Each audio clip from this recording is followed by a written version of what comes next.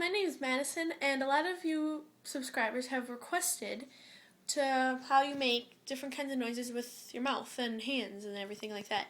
Now, I know one way is for beginners, what you do is you curl your 3 fingers in, take your pinky out like that, I hope you can see it, and put your thumb over and put your hand right to your mouth with that little circle in it. You see that little circle?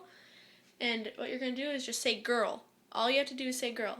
And you go, Doy, doy, doy. and usually I just go girl, girl, girl. And when I go in here, Doy, doy, doy.